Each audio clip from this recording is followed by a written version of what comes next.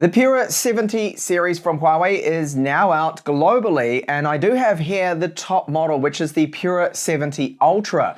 Now, this is a pure flagship in terms of camera performance. It is one of the best so far that I've tested out, and it's because they've got quite a bit of innovation with the camera here. It is a pop-out camera or a retractable camera.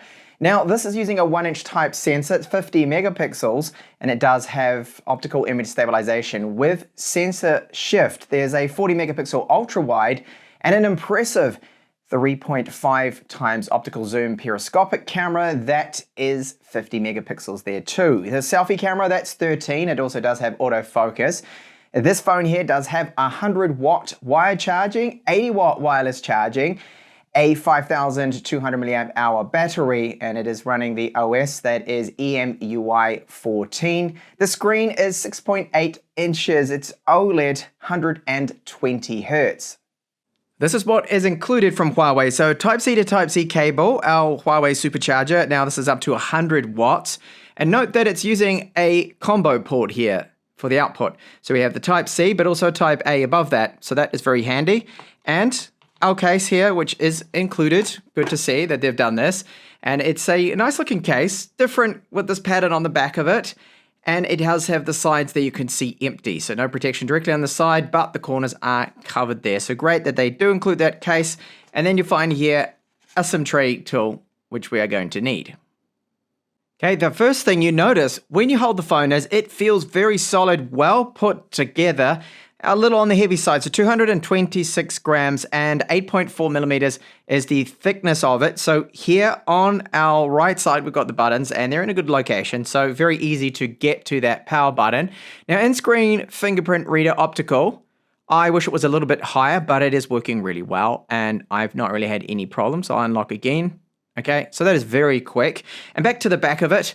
So what about this module? I'm a little bit, I don't know really what to think about this camera module. What bugs me a little bit about it is that it's not symmetrical. I really wish that this camera here, this is the ultra wide, was the same sort of roundness as this one, which is our 3.5 times optical zoom camera. So that one's 50 megapixels. This one is 40. Main camera here. This is the pop out with the mechanism here, retractable camera.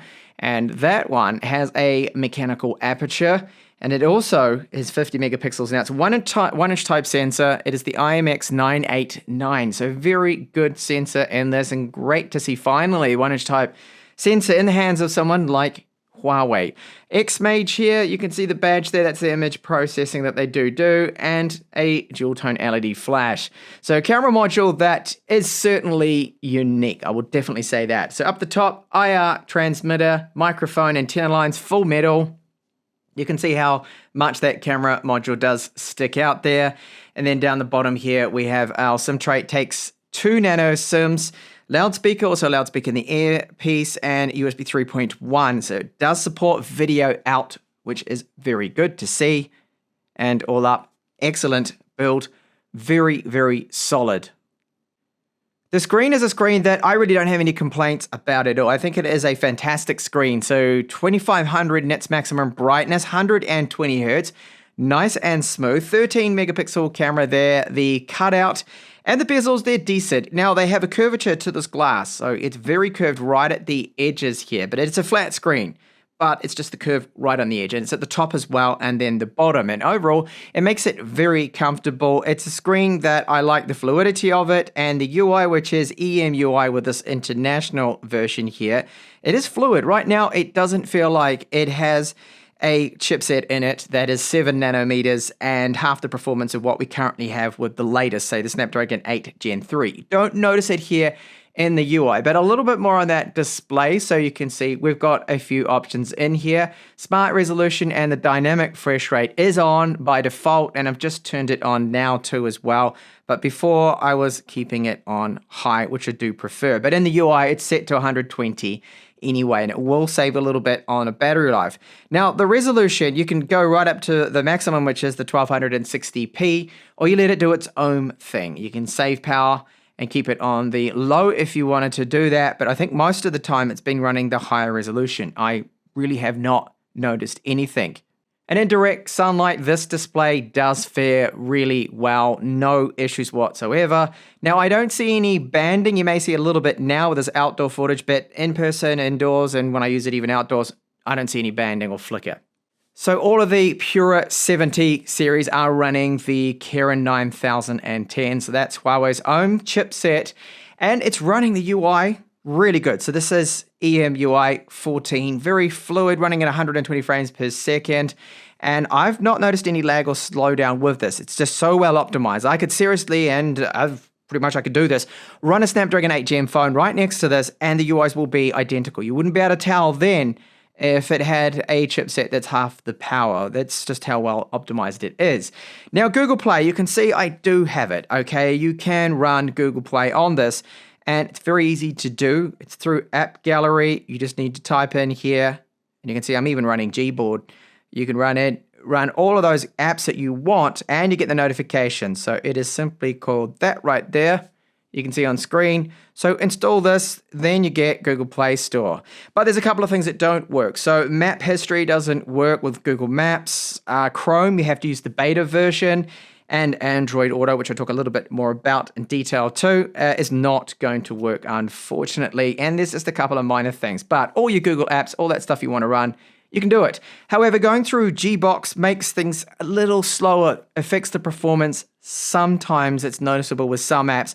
So try to run things natively, not through Gbox. And how you do that is, again, App Gallery. So find your favorite apps, and normally they'll be in Gallery. If they're not, it will find you the APK file that you can install to run those apps, which is great. So performance, really good. I'm running here. I like to have the drawer mode. You can have just widgets. It's very, very smooth. No lag in the UI. Now, like literally every single brand there with their phones, there is a little bit of bloatware on first boot, and even some category folders you can see there. So Snapchat and Booking, it takes about 5 minutes to clean it up. I wish they would not do this. It's just something we have to live with. Fortunately, there is, of course, a solution. You can just remove everything, and that's good. None of that is part of the system apps, so you can't remove it. You can, so that's good at least. So on the topic again of Android Auto, I really did try to get this running. I had the app installed, but we don't get the USB connection option there for Android Auto. You'd normally see like transfer files or /Android Auto. Wirelessly connecting it up, it wouldn't work either. This is the problem I had. It really did try to run, but I got this error. I hope that there is some genius out there that can fix this, because having Android Auto for me is a bit of a major. I really do like to run it with my car, but I'm sure maybe one day someone will have a workaround. So that Kirin 9010, the chipset, you can see the performance of it. CPU-wise isn't bad with its 8 cores. It is the GPU that's a little bit of a letdown. You can see that performance compared to what we have now. This is like a couple of generations old. They're doing all right considering it's their own chip, it's 7 nanometers, and with what they've been facing. But compare this score to that of a Snapdragon 8 Gen 3 or the newer Dimensity chips, and they're getting around 2 million or over 2 million points here. And this isn't quite a million, so it's half the performance of the latest and greatest, unfortunately. Now, battery life, 11 hours with the fixed test here, but I did have resolution set to dynamic. And the refresh rate. So that aided this to go a little bit longer than really would be realistic. You are looking at about 8 hours of on-screen time. It is a large battery, well, reasonably. It's kind of normal size now, slightly over, 5,200 milliamp hours. Remember, we have the 100-watt supercharging and 80-watt wireless charging. So that's very fast for wireless charging. And how long does it take? Well, from 3% to 100 took 47 minutes. I was expecting a little bit better, but anything that's under an hour for me, it still gets a thumbs up. I mean, it's quick, but it isn't the fastest out there. Now, the internal storage is UFS 3.1 because they can't use UFS full spec because the chipset's not going to support it and not have that connection speed to it. So the throughput, it's still very good, getting 2,000 reads and almost 2,000 writes, but it is what it is there, that it's not going to be the fastest as the latest and greatest. Another possibly major for some people is that if you're going to be running Netflix, Amazon Prime Video, it's sadly in Yes, standard definition. I know. That's bad because it's got a Widevine level 3 cert, and I don't think Huawei will be able to get a level 1. So that is it. We're going to be stuck watching standard definition video streaming, that is, which is unfortunate. Then the speakers on this phone, very good. But before I give you that sample of them, there is no 3.5mm headphone jack, of course. You don't get that with flagships. Voice calls sound good, and it is a flagship, and flagship level noise cancellation, all of that is there. Even Wi-Fi calls, we do have that. Now, with the loudspeakers, sound comes out of the earpiece here down below, and the sample I will play you now is at 100% volume, and they're loudspeakers, there's bass, they're decent. I do like them. Can I be your superhero?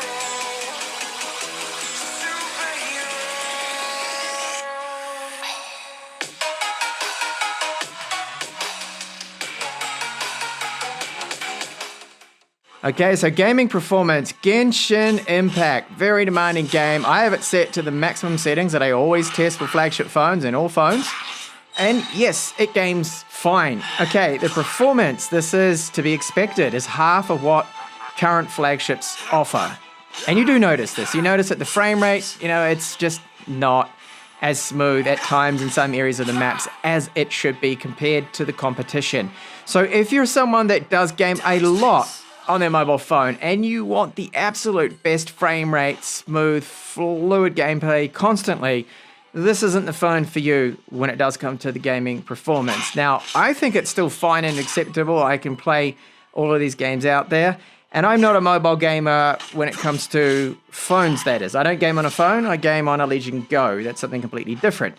And another trade-off, I think, of them pushing this chipset so hard to get the maximum performance, maybe because it's 7 nanometers, probably not because of that, is that it does get warm. You feel the heat building up in the frame around this area a little bit. It gets quite warm. They are certainly pushing it when it comes to thermals if you game for long, extended periods. And over to the cameras now of the Pura 70 Ultra here in Paris. It's something a little different. And luckily it's just stopped raining, so we get 40 frames per second with the front-facing 13 megapixel camera. And I think the quality looks pretty good. Not bad at all. Audio, yes, there's a lot of background noise, so that's a good test of just how it handles that with all the noisy motorbikes, cars, and everything else. So this is the rear camera footage. First up is the ultra wide, and what I like about this ultra wide is, especially for photos, it's nice and wide. I've been using my Vivo X100 Pro, and I'll be testing out the Vivo X100 Ultra soon, but that ultra wide isn't wide enough. But this one is here with the Pura 70 Ultra. Main camera now, which does have both electronic and optical image stabilization. The ultra wide is only electronic, so this is 2 times digital zoom now. Notre Dame Cathedral. Unfortunately, of course, they had that fire, so they're in the process of restoring it all. A lot of work to be done. This is now 10 times digital. I'll go back to 1. Really do like this 1-inch type sensor, the pop-out camera from Huawei. I think they've done a really good job with it. So it's 4K 30, 4K 60. We don't get 8K. I don't think this Kirin chipset would be able to handle on-the-fly encoding of 8K, even at 30 frames per second. 10 times video sample now, focusing on my cat here called Wapo.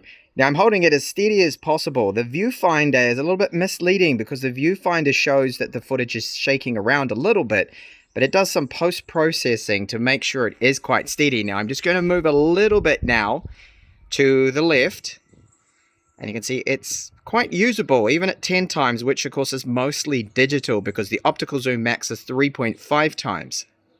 And if you do like macro video, well, you can shoot it at 4K and the quality is very good.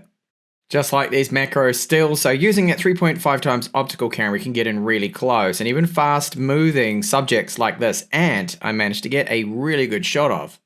Portrait shots using that same 3.5mm zoom look really good, good background blur. Main camera here with 2 subjects comes out very nice, pleasant portrait shots and selfies. The ultra-wide shots are nice and wide compared to my Vivo X100 Pro. They are a lot wider, but a little disappointing. I didn't find the video quality good with the ultra-wide, and the ultra-wide photos, I have to say, are probably the worst out of the 3 cameras we have on the rear. Main camera shots with the 1-inch sensor do not disappoint. They're very sharp, they are detailed, not over sharpened, color accuracy is good, and it is the best sensor of all of the cameras. Zoom shots, they don't disappoint either. This is the Notre Dame in France. I then just zoomed in a little more, and this is 10 times. And I don't think the quality is bad at all considering how much of that is digital zoom. And with better lighting, of course, it does fare well. This is a shot of my cat Wapo that you can see, look at all the details. With his whiskers, individual strands of fur, the different shades of his gray, his really nice, cool ice blue eyes, all of that comes through, even at 10 times, which is just 3.5 times optical, all the rest is digital. The zoom camera does have its limits, however. This is over, I think it was around 25 times zoom. And you can see it starts to break down the image a little bit now. There's a bit of pixelation. There's too much digital zoom here. And it was a difficult shot of the top of the Eiffel Tower here with a very bright background. It did struggle. Low light photos, the 1-inch type sensors do really well. And here with Huawei, because of that sensor shift technology, the pop-out camera, it does particularly well. And even the 3.5 times zoom camera, optical zoom there, does well in low light, where most zoom cameras do not. Now, after using this phone for 2 weeks, I find it to be an excellent phone. I am so impressed with those cameras. I mean, those macro shots and even the zoom shots, some of the best I have seen. The main camera, stabilization, low light performance, and just general photos with it, absolutely fantastic. And the pop-out camera, I love that little noise it makes, the little whine of that motor in there, makes it feel a little bit more like it's more camera than smartphone. Then the screen, the UI performance, fantastic, very fluid, well optimized. There are workarounds for all your Google apps, as I showed you, so you can install that application, run pretty much everything. Notifications are working. There's just minor things like maps, you don't get the history. And of course, we don't have 5G with this particular chipset. Gaming performance is half that of current 2024 flagships, which is a shame, but I think factoring in the restrictions that Huawei does have, they've done a phenomenal job with this phone, and I would happily keep and use this phone myself because I'm not a gamer. Android Auto, missing that is probably the biggest for me, and I hope that someone figures out how to get that to work because I think I was very close. It's just that error that popped up that I talked about in the video, so I couldn't get it working. But there we go, that is the Huawei Pura 70 Ultra, a fantastic flagship from them.